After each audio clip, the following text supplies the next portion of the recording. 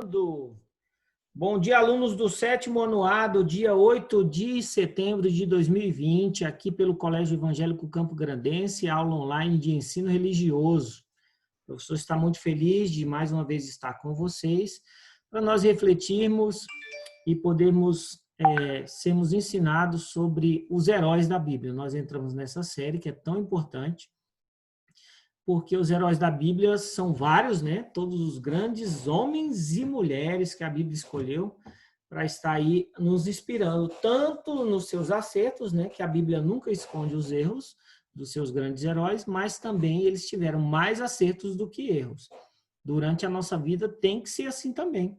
A gente sempre tem que cometer muitos acertos, muitos mesmo, para que quando a gente tiver algum erro que não está no nosso alcance, a gente vai conseguir superar, não vamos entrar em depressão, nem medo, e vamos pedir perdão e vamos nos arrepender genuinamente, né, de forma plena, que as pessoas compreenderão, apesar que tem alguns pecados e alguns erros que têm umas consequências graves, né, como a prisão, como a multa, né, tem coisas que você recorre e não tem jeito, você tem que pagar a multa, você tem que cumprir a sua pena na prisão.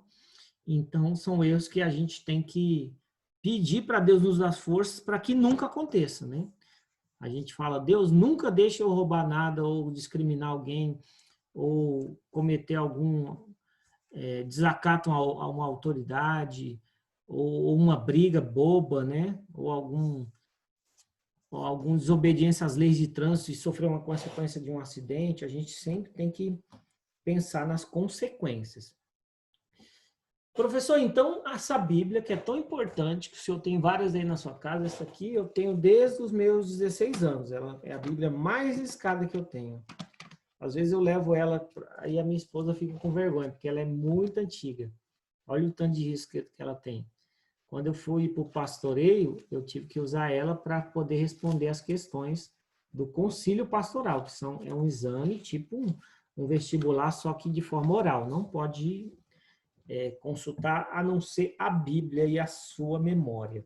Então, dá muito medo você ser perguntado, são mais de 300 questões, perguntas, e você tem que abrir a Bíblia, saber onde está, por que está, explicar por que você pensa daquela forma.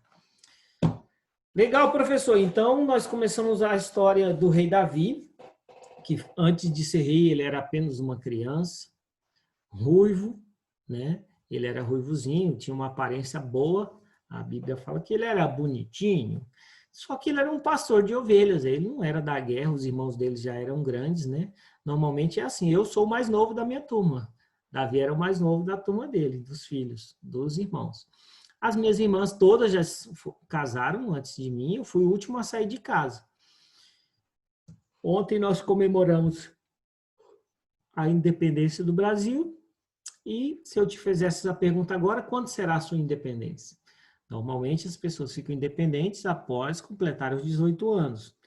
Tecnicamente você é de maior, você assume o leme da sua vida. Mas tem gente que continua morando com os pais, estuda, termina a faculdade, né?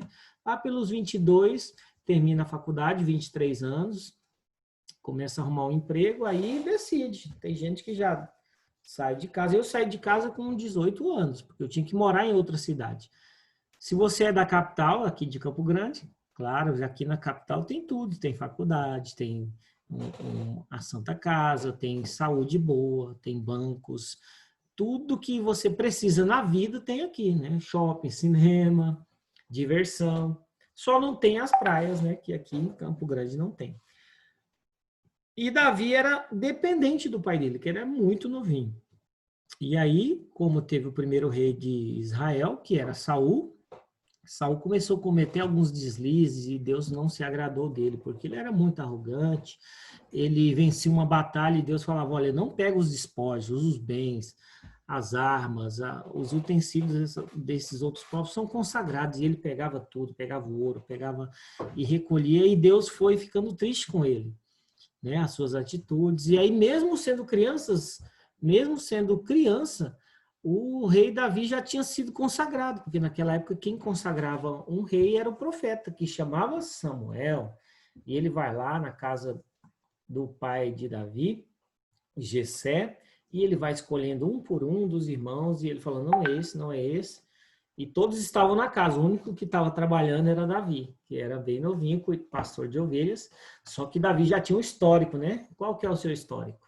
Davi tinha um histórico de bom pastor, tocador de harpa, ele já tinha matado um urso e matado um leão para proteger as suas ovelhas. Olha o currículo desse rapazinho. Matar um leão e um urso, né? No decorrer da história do planeta, talvez poucas pessoas tiveram a oportunidade de encontrar com o urso e não correr, e ter que matá-lo, ou um leão, né? Se encontrar com um leão, deve ser uma coisa muito tensa. Eu estava dentro de um carro, há uma semana, voltando para casa com meu sogro, uma caminhonete, e a gente viu pela primeira vez na minha vida, estou com 35 anos, eu vi uma onça parda, passando no meio da pista, gigante. Ela tinha mais ou menos 1,5 m de altura, dava na cintura, assim, grandona. A gente viu ela a uns 10 metros de distância. O farol bateu e ela atravessou a rua pulando. Nós estávamos de carro com os vidros fechados e a onça estava bem longe e a gente já morreu de medo. Imagina se a gente tivesse a pé e bem perto dela, 1 metro, 2 metros. Então, Davi era muito corajoso. As pessoas perguntam, mas por que ele se tornou um rei? Por que ele venceu o gigante Golias? Ele era bom na pontaria, ele era bom de funda, que é aquela estilingue sem cabo. Você gira e joga a pedra. Na primeira, ele já acertou na testa do gigante, o gigante caiu no chão. E aí o rei prometeu para ele muitas coisas, ele foi beneficiado, casou com a filha do rei, porque ele venceu uma batalha invencível, uma batalha que era impossível de vencer, porque ninguém tinha coragem de enfrentar aquele gigante, até porque ele era muito grande, a espada dele era pesada, o escudo, ele estava bem protegido. Um ser humano em condições normais não enfrentaria ele, a não ser com a intervenção divina, que é a de Deus. Se Davi fosse com outra espada, não ia resistir, mas ele tinha outra arma. Deus sempre dá armas estratégicas para aqueles que são seus filhos e amados por ele. Deus deu para ele uma funda. E a pedra você pode jogar ela à distância. Vamos dizer que foi a primeira arma à distância. E ele acerta aquela testa do gigante e vence aquela batalha. Quem que está conversando aqui? Tá. E aí, professor, então legal, vamos recapitular nossa aula da semana passada. O professor vai compartilhar aqui na tela, né? O professor estava falando de Davi, né? A gente vai lembrar que ele morava, ele vem da tribo de Judá, mas antes disso, ele tinha Jacó, que tinha todos esses filhos, né? Que é Efraim, Benjamim, Dan, Judá, Simeão, Manassés, que eram aqueles irmãos de José, né? As 12 tribos. Imagina um país inteiro, cada estado nosso ser chamado por nome de um pai. Imagina o seu tataravô, em vez de ser estado do Mato Grosso do Sul, estado do seu João. Imagina que o seu João teve 10 mulheres e mais de 1.000 filhos, e depois de 100 anos já tem quase 1 milhão de pessoas. E aí, naquela época, as cidades eram montadas pelas famílias. E aí vem as 12 tribos, eles moravam tudo juntos, comiam da mesma comida, caçavam, faziam uma colheita geral, né? Tinha lá um supermercado, vamos dizer assim, né? De trigo, e todos pegavam. E tinha um rei que era Deus, eles eram governados por Deus, as leis de Deus. Sério, professor? Aonde que está? Lá em Deuteronômio, né, que são os livros da lei, Números, Levítico e Deuteronômio, vai contar tudo que eles, a forma que eles deviam se comportar. Aqui no Brasil a gente tem a nossa, quando você está no Brasil, você tem uma norma para os seus direitos e os seus deveres. Isso chama Constituição. A nossa Constituição diz o que nós devemos fazer, que todos têm direito à moradia, à saúde, à educação, que nós não podemos cometer crimes, né?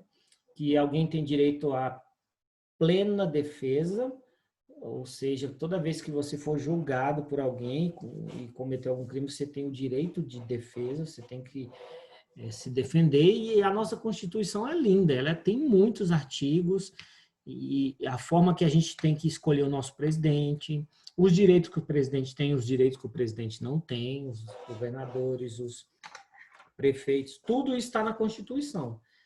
E o que sair dali não vale. Então, por isso que toda vez que um deputado lança alguma coisa, tem que passar pelo o Conselho de Constituição, CCJ, né? E Justiça. Conselho de Constituição e Justiça. Eles vão ver se isso tem a ver com a nossa vida, se realmente pode ou não pode. E Israel, eles não viviam isso, eles tinham a sua própria Constituição que era dada por Deus. Aí cada um foi colocando, né? Veio Moisés, criou os 10 mandamentos, e a maioria dos mandamentos tem a ver com Moisés também e as leis. Eles ouviam muito. Então, com o tempo, eles perceberam que eles eram o único que tinha o Deus vivo como rei.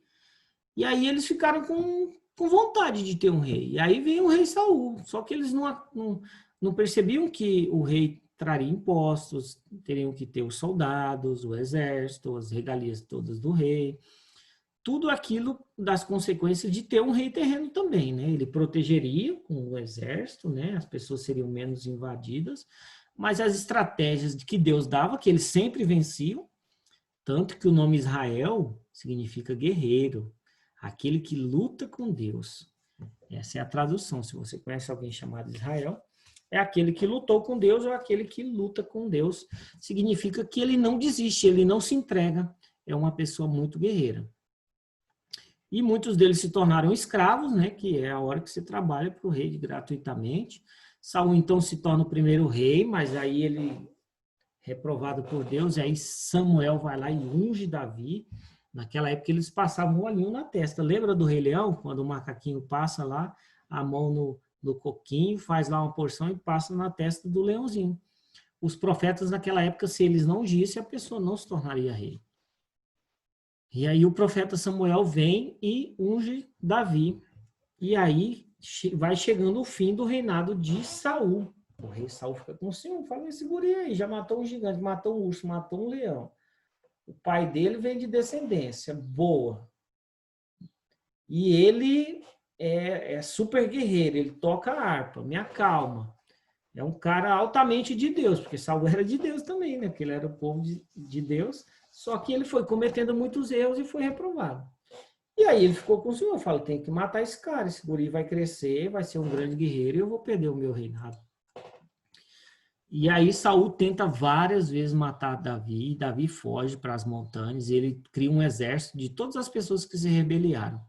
Então todo mundo que não gostava de Saul foi indo morar distante, igual lá, lembra do Rei Leão também, que o Scar fez um reino separado com as hienas, só que Davi não, ele não era com as hienas, era com pessoas que tinham princípios, eram guerreiros, leais, montou um exército de Deus abençoado. E ele começou a vencer todas as batalhas que ele enfrentava. Só que chegou uma época que Saul morreu numa batalha. E aí, o que aconteceu? Davi assume o trono, porque todo mundo já reconhecia. A sua liderança ela vai ser reconhecida antes do seu cargo. Então, se você está na escola, as pessoas vão perceber. Olha, fulano ali, eu acho que ele é um bom líder. Ele é educado, ele não briga com ninguém, respeita a professora, tira boas notas, é estudioso. Quando fala, quem que vai ser o líder da sala? Você não já pensa numa pessoa?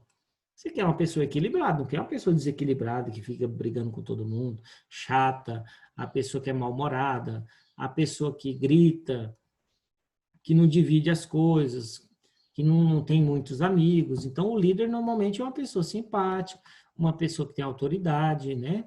Dependendo do jeito, ela tem que ser firme, uma pessoa que não negocia os valores, os princípios. Para ser um bom líder, você tem que ser corajoso, né? Para enfrentar as batalhas da vida. Na nossa vida é assim, você nunca vai ver um líder escolhido por frouxidão. Ele tem que ser uma pessoa firme, tem que ser guerreiro, tem que ter boas promessas e tem que ser uma referência. Apesar que no nosso país as pessoas escolhem uns líderes ruins, né? Quantos anos atrás nós tínhamos presidentes aí que deram muito prejuízo para o nosso país, né? Prefeitos, vereadores, todas as pessoas que de alguma forma nós escolhemos em alguma época, eles não eram bons líderes, mas tem muitos prefeitos, muitos vereadores que são bem escolhidos, pessoas que são altamente simpáticas, dinâmicas, que querem o bem da sociedade. Está chegando aí agora em novembro, tem eleição, né? E vocês ainda não votam, mas vai chegar a hora de vocês.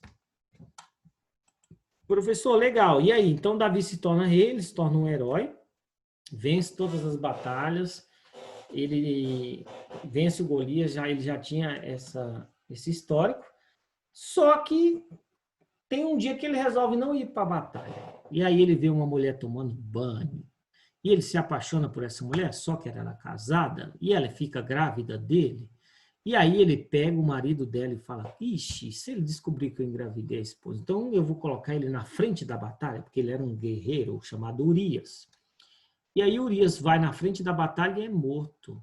E aí Davi tem um filho com Betseba, ou Batseba. E aí ela tem esse filho, esses filhos envergonham Davi durante a vida dele, se prostituem. E aí ele tem um rei que também se torna top, que é o filho Salomão. Salomão se torna rei, lembra que a gente estudou o livro de Provérbios? Salomão é filho de Davi, o homem mais sábio da terra. E aí a Bíblia não esconde esses deslizes. Davi cometeu adultério, ele assassinou uma pessoa, não com as próprias mãos, mas facilitou para que ela morresse. E aí o profeta Samuel vem e fala para ele, Davi, o que você acha de um cara que tem muitas ovelhas e um que só tem uma ovelha? E esse que só tem uma ovelha, o que tem mais, vai lá e pega a única ovelha dele. Davi, esse cara tem que sofrer, ele tem que ir até a morte. E aí o Samuel jogou uma isca para ele e falou, então esse cara é você. Você é rei, você tinha tudo, concubinas, tinha mulheres, mas você foi lá e ficou com a mulher de Urias. Que feio. A Bíblia fala que Davi foi para vala, para lona de tristeza, sabe? A pessoa que fica altamente triste com os seus erros. Professor, então na nossa vida a gente vai errar, né? Por exemplo, eu tentei passar uma vida inteira sem errar, mas de repente você erra, comete algum erro. E qual que é a primeira coisa que você tem que fazer? Se arrepender amargamente, pedir perdão e fazer de tudo para reparar aquele erro. Se você pegou algo de alguém, devolva. Se você não pagou, vá lá e pague. Se você quebrou, vá lá e conserta. Se você feriu, vá lá e peça perdão e abrace e chore junto. O que for para ressarcir. Agora, se você comete crimes na lei, aí você vai ter que ter a consequência mais grave, que é uma prisão, você vai para uma cadeia, você vai pagar uma multa altíssima, né? Vai tirar todos os recursos da sua família, advogados e tal. Então, professor, a Bíblia ela vai me preparar para me espelhar em Davi. Então, eu tenho que criar um currículo na minha vida, eu tenho que ser uma pessoa que planeja o meu futuro, eu tenho que fazer coisas boas, e que tudo que eu fizer agora pode ser usado contra mim no futuro. Então, se você quer arrumar um bom trabalho, você já tem que ser legal agora, você já tem que ser trabalhador agora. Você quer ser médico, você já tem que gostar de medicina agora, já tem que assistir filmes que tem a ver com os médicos, que contam história de médicos, de cirurgiãos. Você tem que saber como que aplica uma injeção, você tem que, quando for aplicar em você, ser uma pessoa curiosa, pergunta como que funciona, medição de pressão, quanto tempo é a faculdade. Você quer ser um advogado? Você já assiste filmes que tem a ver com advogados, você conversa com pessoas, você pergunta. Professor, então a nossa profissão ela não é uma escolha, ela praticamente ela nos empurra para isso, né? Porque quem escolhe a profissão normalmente não se dá bem, você sabia? Você fala assim, eu quero ser professor. Mas eu nunca dei aula para ninguém, nunca gostei de dar aula, não gosto de ler, não gosto de escrever no quadro, não gosto de pessoas. Então você não vai ser professor, você só tem a vontade, você não tem o perfil. Então, se você já é uma pessoa que gosta de desmontar as coisas em casa, você vai trabalhar com eletrônica ou vai mexer com algo que tem a ver com a tecnologia, se você gosta de editar vídeo, mexer no computador, fazer games, pode ser. Hoje tem a profissão de fazer games, né? Videogames. Então, você pode ser tudo o que você quiser, mas você tem que começar o mais rápido possível a entender qual que é a sua personalidade, o que você faz com leveza, que não te pesa e que te deixa muito feliz quando você está fazendo. Essa vai ser a sua profissão. Legal? O professor vai abrir agora a outra aqui. Davi. O que ninguém notou... Vamos ver aqui. Aqui. Já tem buscado o Senhor para si um homem segundo o seu coração. A Bíblia fala que Davi era um homem que Deus falava, olha, eu quero que as pessoas sejam igual esse cara. Esse cara, ele me agrada, ele tem um perfil de que eu quero em todas as pessoas, que se arrependam, que sejam um adorador, né?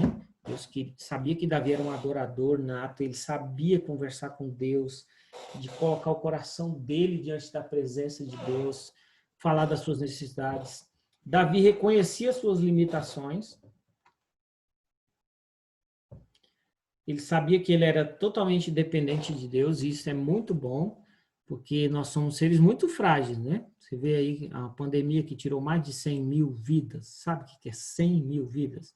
Que morreram por um vírus que eles nem conseguiram ver a olho nu, se não fosse no microscópio, e que às vezes você nem tem como se livrar dele porque você não consegue ver.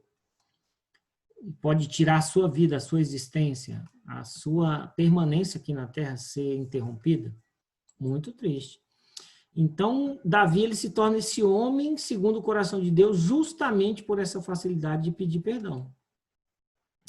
Um homem segundo o coração de Deus? Essa pergunta que eu faço. A espiritualidade, a humildade e a integridade. Espiritualidade é um adorador. Pessoa que consegue se conectar com Deus, de entender a sua fragilidade e a sua finitude. Olha, eu não sou eterno, eu não sou bom em tudo, eu não sou perfeito, eu preciso de Deus. A humildade, a principal forma que eu vi o significado humildade foi quando eu reconheci a palavra humildade na seguinte definição. Humildade é quando eu reconheço o meu valor e o valor do outro. Nivelei. Eu sei o meu valor e sei o valor do outro. Eu nunca vou me sentir superior a ninguém, mas também nunca vou me sentir inferior a ninguém. E eu também não vou deixar que ninguém seja maior do que eu, mas também eu não vou deixar que ninguém seja melhor do que eu. Significa que eu vou saber o meu valor, se eu for bom em algo, eu vou perceber que eu sou bom em algo. Mas isso não vou ficar rejeitando ou escravizando alguém com a habilidade que eu tenho. E eu vou pegar a pessoa mais simples, um mendigo, um bêbado, uma pessoa mal vestida e vou tratar ela como igual. Isso é humildade. Entendeu? Não é você ser humilde, eu sou humilde, falando uma pessoa sempre triste, que é pobrezinha. Não, você tem que saber o seu valor. E a integridade vem da palavra inteiro. Ninguém gosta de algo que não esteja inteiro, né? Você vai comprar uma bolacha e ela está cortada no meio. Não, eu quero uma bolacha inteira, eu quero uma barra de chocolate inteira, eu quero uma maçã inteira, eu quero uma pera inteira. Ó, a Esté colocou, nós te amamos, prof. Uma vizinha. A homenagem dos alunos? Obrigado vocês também por serem ótimos alunos.